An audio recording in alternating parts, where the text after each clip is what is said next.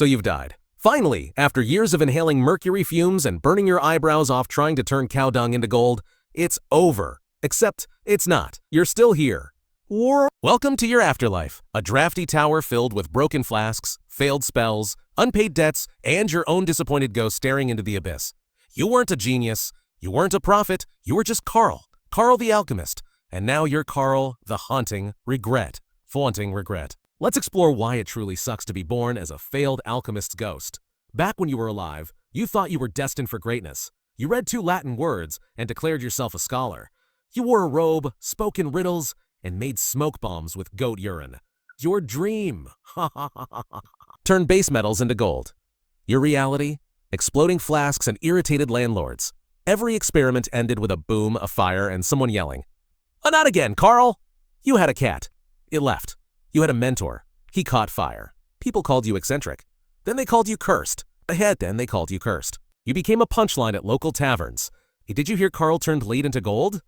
No, but he turned his lab into ashes. Again, then you died. Mid-potion, face first in a bubbling vat of powdered snail and beer foam. And that's where the fun begins. Surprise. Death doesn't free you from anything. You wake up as a translucent, wispy version of yourself. Same robe, same unwashed hair, same unpaid rent. Your tower still creaks in the wind. The stairs still smell like rat pee, and you still owe the apothecary for 3 jars of dragon bile, which for the record, turned out to be spicy honey. The landlord still shows up, now with a priest. You try to scream, but all that comes out is a spooky wind noise. You try to float majestically through walls. Instead, you get stuck in a bookshelf for 6 hours. You knock over a candle trying to warn him. He yells, "A demon!" and throws garlic. You're not a demon. You're just a dead nerd with unfinished homework. You think ghosthood gives you magic? Nope. You try to summon spirits. They ignore you. You whisper into cauldrons. They bubble louder. You try to glide through the halls with dignity. You hit your ghost shin on a ghost table and still somehow feel pain. You spend eternity watching new alchemists mess up the same formulas you did. You try to help. They scream. You cry, which is just ectoplasm. One man attempts to revive a toad. You knock over a candle to warn him. He blames Satan and runs. Another tries to turn wine into gold. You accidentally possess his hand. He creates vinegar. He blames the humidity. You just wanted someone to succeed where you failed. Instead, you're the weird breeze that ruins potions. Your old scrolls? Gibberish?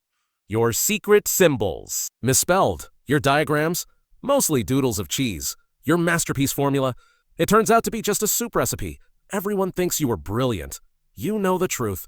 You never figured it out. Never cracked the Philosopher's Stone. You didn't even get close.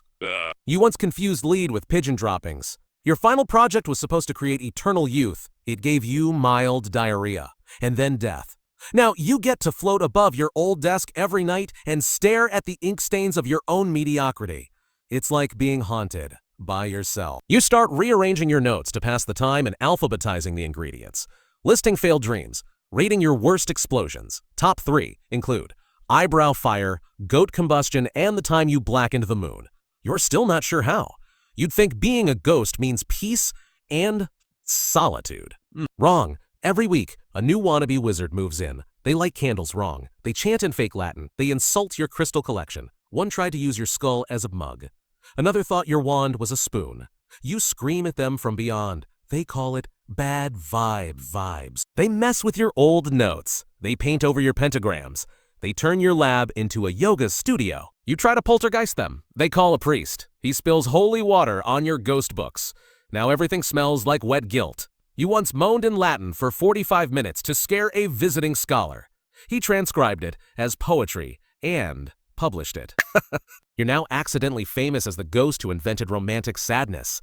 You can't pass through lead. You can't touch gold. You can float, slowly. Your big power, flickering candles, and whispering a bow. Wow, terrifying. Sometimes you try to move stuff, knock over a jar, rattle a quill. However, it requires all your energy and resembles poor plumbing. You once spent 6 hours trying to write a warning message in dust. By the time you finished a Don't Trust Gregory, they thought it said a donut grog gremlins. Now there's a whole cult based on pastry spirits. You can't fix anything. You can't finish your work. You're a failed alchemist forever. Your robe is still stained. Your tower still leans. Your one true love, Beatrix, moved on. Married a blacksmith. Had 7 kids. Named none of them Carl. You thought maybe, just maybe, if someone finished your formula, you could move on. But it never happens. They burn your notes. They sell your lab. They forget your name. You're not a Carl the Alchemist. You're just the moaning thing in the tower. Centuries pass. Your beard grows ghost cobwebs. You watch as science evolves. Real chemists emerge. They do in 5 minutes what took you 40 years and an exploding goat. You're not just outdated, you're obsolete. Even the village kids use your tower for hide and seek. One called you Ilkrelt Squishy Fog Man. You tried haunting him. He offered you a jelly sandwich. You wept. So yeah, being a failed alchemist ghost, it's the eternal internship from hell. You're stuck.